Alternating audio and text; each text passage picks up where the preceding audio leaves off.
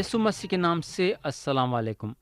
प्यारे भाई और बहन, अब हम कलाम में आगे बढ़ेंगे और पढ़ेंगे रोमियो के नाम पौलुस रसूल का खत बाब 3 और उसकी आयत 19।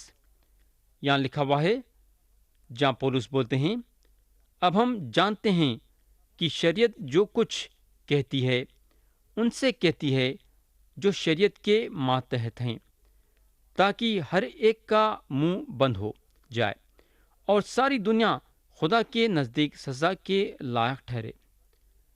मेरे दोस्त, मूसा के शरीयत पे अमल करने के ज़रिए से आदमी राजबाज हासिल नहीं कर सकता। शरीयत आदमी को राजबाजी के दर्जे पे नहीं उठा सकती। हमको मालूम होना चाहिए कि शरीयत के ज़रिए से आदमी खुसरवार ठहराया जाता है। आयत 20 पढ़ेंगे। यहाँ पौलुस बोलते हैं, क्योंकि शरीयत के आमाल से कोई बशर उसके हुजूर राजबाज नहीं ठहरेगा, इसलिए कि शरीयत के वसीले से तो गुनाह की पहचान ही होती है। प्यारे भाई और बहन, अगर कोई ये बोलता है नजात पाने के लिए शरीयत का रखा जाना ज़रूरी है, तो वो आदमी ये आयत को बराबर नहीं समझा है। यहाँ कलाम साफ साफ बताता है कि शरीयत के अमाल से कोई बशर उसके हुजूर राजबाज नहीं ठहरेगा। आयत 21 में पौलुस बोलते हैं, मगर अब शरीयत के बगैर खुदा की एक राजबाजी जाहिर हुई है, जिसकी गवाही शरीयत और नबियों से होती है। मेरे भाई, अगर हम यशायाह नबी की किताब बाब 64 और उसकी आयत 6 देखेंगे, तो वहाँ खुदा का कलाम बताता है कि हमारी तमाम राजबाजी नापाक लिबास के वैसी है। तो यहाँ जब पौलुस राजबाजी के बारे में बात कर रहे हैं, वो कौन सी राजबाजी है? ये वो राजबाजी है जो खुदा के तरफ से हमको मिलती है। ये वो राजबाजी है जो खुदा हमको देता है, यानी कि यीशु मसीह के जरिए से हम राजबाज ठहराए जाते हैं, यानी कि यीशु मसीह हमारी राजबाजी बन जाते हैं। कुरिन्थियों के पहले खत में बाब 1 और आयत 30 में लिखा हुआ है, लेकिन तुम उसकी तरफ से मसीह यीशु में हो, जो हमारे लिए खुदा की तरफ से हिकमत ठहरा, यानी राजबाजी और पागजगी और मखलसी।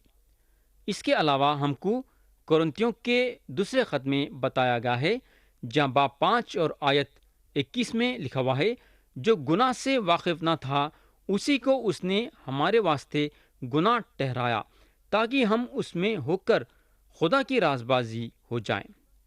तो मेरे भाई, हम सबको ये जानना जरूरी है कि खुदा है जो हमको यीशु मसीह के जरिए से राजबाजी देता है। ये राजबाजी वो चीज़ नहीं है जहां हम अपनी ताकत या अपनी काबिलियत के जरिए से हासिल कर सकते हैं, मगर ये राजबाजी वो चीज़ है जो हमको खुदा के तरफ से मिली है। तो प्यारे भाई और बहन, जो राजबाजी खुदा हमसे मांगता है वो राजबाजी हमको देता भी है। ये राजबाजी वो है जो शरीयत से अलग है, यानी कि मेरे दोस्त, ये राजबाजी उनको मिलती है जो खुदा के सामने अपने गुनाहों का इकरार करके यीशु मसीह पे ईमान लाता है। मेरे भाई, राजबाजी के लिए ये खुदा के तरफ से एक शर्त है, और अगर आप ये शर्त पे चलेंगे तो खुदा आपको उसके नज़रों में राजबाज बनाएगा। हमारी ताकत से या हमारी काबिलियत से हम ये राजबाजी हासिल नहीं कर सकते हैं, या फिर कुछ अच्छे कामा करके ये शरीयत को रख के या शरीयत पे अमल करके ये राजबाजी हासिल नहीं कर सकते। ऐसा देखा गया तो आप शरीयत पे भी पूरी तरीके से अमल नहीं कर सकते। खुदा आपको शरीयत के ज़रिए से नजात नहीं दे सकता, क्योंकि आप शरीयत पे पूरी तरीके से अमल नहीं कर सकते। यह होगा। और एक चीज़ जो हम ये आयत में देखते हैं बोले तो वो है, खुदा की एक राजबाजी जाहिर हुई है, जिसकी गवाही शरीयत और नबियों से होती है। پیارے بھائی اور بہن، اس کا مطلب یہ ہے کہ شریعت یہ گواہی دی کہ شریعت میں مسکن کا طریقہ ہے جہاں جانوروں کی قربانی دی جاتی تھی، اور یہ جانوروں کی قربانی یسوع مسیح کے طرف اشارہ کرتی تھی۔ اس کے علاوہ شریعت میں نبیاں بھی گواہی بنے جب ان لوگ یسوع مسیح کے آنے کے بارے میں بات کرے، اور صرف ان کے آنے کے بارے میں بات نہیں کرے، بلکہ یسوع مسیح کے آنے کے بارے میں بات کرنے کے ساتھ ساتھ مسیح کی موت اور مردوں میں سے جی اٹھنے کے بارے میں بھی بات کرے۔ مثال کے طور پہ یسایہ نبی نبوت کرے، جہاں یسایہ نبی کی کتاب باب 53 اور اس کی آیت 6 اور 10 میں لکھا ہوا ہے، جہاں انہوں مسیح کے بارے میں بولتے ہیں، ہم سب بھیڑوں کی مانند بھٹک گئے، ہم میں سے ہر ایک اپنی راہ کو پھرا، پر خداوند نے ہم سب کی بدکرداری اس پر لا دی۔ اور آیت 10 میں لکھا ہوا ہے، لیکن خداوند کو پسند آیا کہ اسے کچلے، اس نے اسے غمگین کیا۔ جب اس کی جان گناہ کی قربانی کے لیے گزرانی جاتی تو وہ اپنی نسل کو دیکھے گا، اس کی عمر دراز ہوگی اور خدا کی مرضی اس کے ہاتھ کے وسیلے سے پوری ہوگی۔ تو پیارے بھائی اور بہن، جو رازبازی خدا ہم کو دینے جا رہا تھا، وہ رازبازی کی گواہی یہ نبیاں دیے جو شریعت کی کتاب میں لکھی ہوئی ہے۔ اب ہم آیت 22 پڑھیں گے۔ یہاں پولس بولتے ہیں، یعنی خدا کی وہ رازبازی جو یسوع مسیح پر ایمان لانے سے سب ایمان لانے والوں کو حاصل ہوتی ہے، کیونکہ کچھ فرق نہیں۔ میرے بھائی، ایک صاحب بتا رہے تھے کہ جب انہوں جوان تھے، انہوں یہ بات سوچتے تھے کہ خدا کا فضل ان تک پہنچتا ہے جو بہت بڑے گنہگار ہیں، لیکن خدا کا فضل وہ لوگوں کے لیے نہیں ہے جو ایک نیک زندگی گزارتے ہیں۔ وہ بتا رہے تھے کہ اب انہوں جاننے لگے ہیں کہ خدا کے فضل کی ضرورت ہر ایک انسان کو ہے، چاہے وہ انسان خراب رہو یا اچھا رہو۔ تو میرے بھائی، اگر ہم یسوع مسیح پہ ایمان نہیں لائے ہیں تو ہم پوری طرح سے گمراہ ہو گئے ہیں۔ ہم میں سے ہر ایک جو مسیح سے باہر ہے گمراہ ہو گیا ہے۔ تو میرے دوست، مسیح میں پوری طرح سے نجات پائے ہیں یا پھر بغیر مسیح کے آپ پوری طرح سے گمراہ ہو گئے ہیں؟ سوچو آپ۔ بولنے کا مطلب یہ ہے کہ ہم سب کو رازبازی کی ضرورت ہے، یعنی کہ آپ اچھے رہو یا خراب رہو، کچھ فرق نہیں پڑتا، ہم سب کو رازبازی کی ضرورت ہے۔ اب ہم پھر سے آیت 22 پڑھیں گے اور اس کے بعد آیت 23 بھی پڑھیں گے۔ لکھا ہوا ہے، یعنی خدا کی وہ رازبازی جو یسوع مسیح پر ایمان لانے سے سب ایمان لانے والوں کو حاصل ہوتی ہے، کیونکہ کچھ فرق نہیں، اس لیے کہ سب نے گناہ کیا اور خدا کے جلال سے محروم ہیں۔ تو پیارے بھائی اور بہن، یہ رازبازی یسوع مسیح پہ ایمان لانے کے ذریعے سے ہے اور ہمارے اچھے کاموں کے ذریعے سے نہیں۔ میرے دوست، یسوع مسیح یہ بات صاف ظاہر کرے جب لوگ ان کو یہ بات پوچھنے لگے کہ ہم کیا کریں تاکہ خدا کے کام انجام دیں۔ یہ سوال کے مطابق مسیح ان لوگوں کو یہ جواب دیے کہ خدا کا کام یہ ہے کہ جسے اس نے بھیجا ہے اس پر ایمان لاؤ۔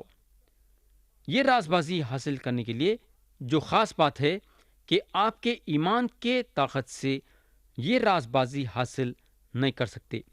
تھوڑی دیر کے لیے اگر مسیح اپنی جان صلیب پہ نہیں دیتے تھے تو آپ کا ایمان یا کیا کام آتا تھا؟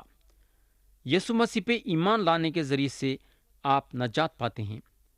نجات کا یہ ایک ہی ذریعہ ہے، مگر یسوع مسیح کا صلیب پہ خون بہانا ہمارے ایمان سے بھی زیادہ اہمیت رکھتا ہے۔ تو رازبازی ہم کو یسوع مسیح کے ذریعے سے ہے، اور یہ رازبازی ایک لباس کے ویسا ہے۔ یہ رازبازی سب کے لیے ہے، مگر یہ رازبازی صرف ان لوگوں کو ملتی ہے جو یسوع مسیح پہ ایمان لاتے ہیں۔ اس کے بعد पौलुस बोलते हैं कि ये राजबाजी सब के सब हासिल करना ज़रूरी है, क्योंकि उन्हें बताते हैं कि सब गुनाह करे हैं और खुदा के जलाल से महरूम हैं। अब हम आयत 24 पढ़ेंगे। यहाँ पौलुस बोलते हैं, मगर उसके फजल के सबब उस मखलसी के वसीले से जो मसीह यीशु में हैं मुफ्त राजबाज ठहराए जाते हैं। प्यारे भाई और बहन, यहाँ ये जो लफ्ज़ मुफ्त इस्तेमाल हुआ है वो यूनानी ज़बान में डोरियन बोलते हैं, और इसका तर्जुमा यूहन्ना 15:25 में जो है वो ये है कि मुफ्त अदावत की। हमारे खुदावन यीशु मसीह बोलने को लगे, मुझसे मुफ्त अदावत की। या पौलुस बोलते हैं मुफ्त राजबाज ठहराए जाते हैं, यानी कि हमारे में कुछ भी नहीं है। खुदा ये नहीं बोलता है कि वो लोग कितने अच्छे लोग हैं, मेरे को उनके बारे में कुछ ना तो कुछ करना पड़ेगा। खुदा जो है ऐसा बोलने वाला नहीं है। जैसा हम इससे पहले देख चुके हैं कि हमारे में कुछ भी नहीं है और हमको खुदा के फजल की बेहद ज़रूरत है। यहाँ कलाम बताता है कि हम मुफ्त में राजबाज ठहराए गए हैं, यानी कि फजल के ज़रिए से, जिसका मतलब यह है कि हमारे में कोई खूबी नहीं है। फजल जो है खुदा की मोहब्बत है जो हम पे उंडेला है। खुदा जो है हमको नजात देने की वजह यह है कि यीशु मसीह आपको और मेरे को छुड़ाए हैं। उन्होंने कीमत अदा करे हैं, उन्होंने सलीब पे अपनी जान दिए ताकि हम नजात हासिल करें। तो प्यारे भाई और बहन, जो भी है खुदा का फजल है। फजल के जरिए से खुदा हमको नजात देता है। पौलुस रसूल जो हैं अपने ख़त में एफिसियों की कलीसिया को लिखते हैं, मगर खुदा ने अपने रहम की दौलत से उस बड़ी मोहब्बत के सबब जो उसने हमसे की, जब खुसरों के सबब मुर्दा ही थे तो हमको मसीह के साथ जिंदा किया। तुमको फजल ही से नजात मिली है। प्यारे भाई बहन, आज पाक खुदा तैयार है आपके सारे ज़रूरतों को पूरी करने के लिए। कितनी अच्छी बात है कि ये जानने के लिए कि एक पाक खुदा उन लोगों को मुफ्त में नजात देने के लिए तैयार है जो यीशु मसीह पे ईमान लाते हैं। मेरे दोस्त, सिर्फ यीशु मसीह इसकी कीमत चुका सकते थे।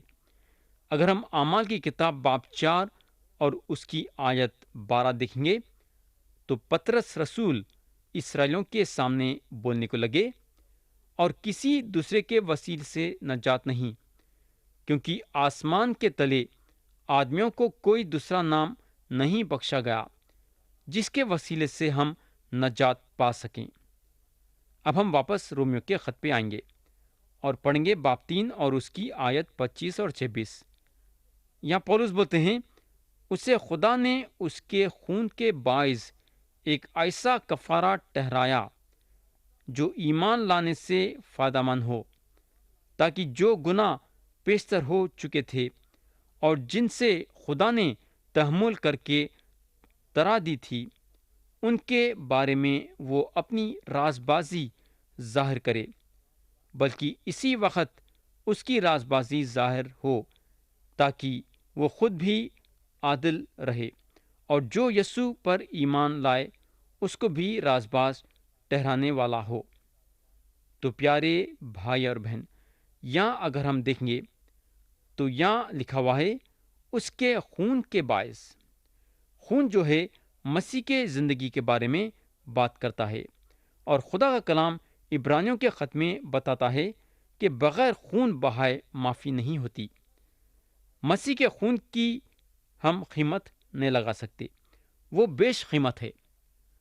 तो प्यारे भाई और बहन, हमको मालूम होना चाहिए कि खुदा नजात का आर्किटेक्ट है, और आज सिर्फ खुदा है जो नजात देने की काबिलियत रखता है। हम अपने आप को नहीं बचा सकते, या कोई मज़हब आपको नहीं बचा सकता, या कोई कलीसिया आपको नहीं बचा सकती। पौलुस कुरिन्थियों के कलीसिया को अपने दूसरे खत में लिखते हैं, सब चीज़ें खुदा की तरफ से हैं जिसने मसीह के वसीले से अपने साथ हमारा मेल मिलाप कर लिया और मेल मिलाप की खिदमत हमारे सुपुर्द की।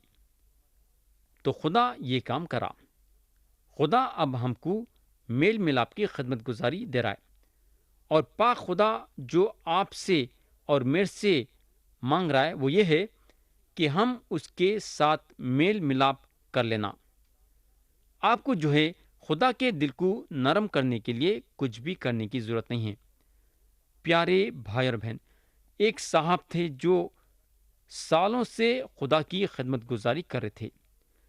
یہ صاحب کو جو ہے لوگوں کو رلانا بہت پسند تھا، پیغام دینے کے ذریعے سے لوگوں کو رلانا چاہتے تھے، یا پھر دعا کرنے کے ذریعے سے لوگوں کو رلانا چاہتے تھے، یعنی کہ لوگوں کو رلانا ان کی عادت تھی اور ان کو یہ بات بے حد پسند تھی۔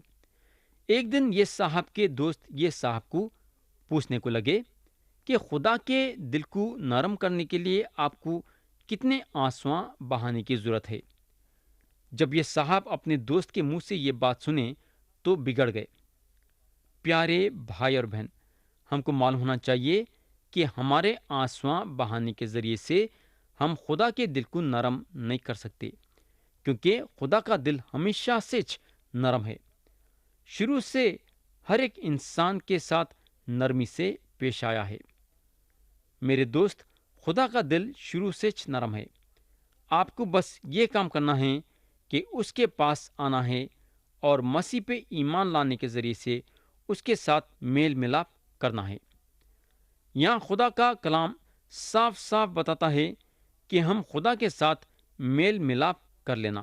پیارے بھائی اور بہن، آپ لوگوں کو یاد ہوگا کہ ہیکل کا پردہ جو ہے رحمت کے کرسی کو چھپا کے رکھتا تھا، یعنی کہ رحمت کی کرسی ہیکل کے پردے کے پیچھے تھی، اور صرف سردار کاہن وہ رحمت کے کرسی کے پاس جا سکتا تھا۔ لیکن آج یسوع مسیح ہماری رحمت کی کرسی بن گئے ہیں۔ رحمت کی کرسی کے بارے میں بات کرتے ہوئے عبرانیوں کو خط لکھنے والے لکھتے ہیں، اس کے اوپر جلال کے کروبی تھے جو کفارہ گاہ پر سایہ کرتے تھے۔ ان باتوں کے مفصل بیان کرنے کا یہ موقع نہیں۔ تو پیارے بھائی اور بہن، خدا ہمارے لیے یہ رحمت کی کرسی کا انتظام کرا، لیکن خدا آپ کے ساتھ زبردستی کرنے والا نہیں ہے کہ نجات کو قبول کرو سو کرو۔ خدا یہ بات آپ کے مرضی پہ چھوڑا ہے۔ اگر آپ اپنا دل کھول کے خدا کے پاس آئیں گے تو خدا دل کھول کے آپ کو نجات دے گا۔ کتنی اچھی اور پیاری بات ہے کہ خدا ہم کو نجات دینے کے لیے تیار ہے۔ اب پولس ایک سوال اٹھاتے ہیں۔ آیت 27 میں انہوں بولتے ہیں، پس فخر کہاں رہا؟ اس کی گنجائش ہی نہیں۔ کون سی شریعت کے سبب سے؟ کیا اعمال کی شریعت سے؟ نہیں، بلکہ ایمان کے شریعت سے۔ تو پیارے بھائی اور بہن، اگر خدا یسوع مسیح پہ ایمان لانے سے ہم کو نجات دیتا ہے اور ہمارے قابلیت کے یا ہمارے اچھے کاموں کے ذریعے سے نجات نہیں دیتا ہے تو فخر کہاں ہے؟ کس بات سے ہم فخر کر سکتے ہیں؟ تو بولنے کا مطلب یہ ہے کہ ہمارے پاس کچھ بھی نہیں ہے جس پہ فخر کرے۔ پولس یہاں پوچھتے ہیں، پس فخر کہاں رہا؟ اس کے بعد انہوں یہ سوال کا جواب دیتے ہیں۔ یہاں لکھا ہوا ہے، اس کی گنجائش ہی نہیں۔ کون سی شریعت کے سبب سے؟ کیا اعمال کی شریعت سے؟ نہیں، بلکہ ایمان کی شریعت سے۔ پیارے بھائی اور بہن، پہلے تو ہم یہ دیکھنا ہے کہ یہ لفظ شریعت صرف پرانا عہد نامہ کے شریعت کے حد تک کچھ نہیں ہے، بلکہ اس کا مطلب ہے شریعت کا قاعدہ۔ کون سی بھی شریعت، کچھ بھی چیز جو آپ سوچتے ہیں کہ آپ کر سکتے ہیں تو فخر کا سوال ہی پیدا نہیں ہوتا۔ یا میں پیغام کو ختم کروں گا اور آتے سے وقت ہم آیت 28 سے غور کرنا شروع کریں گے۔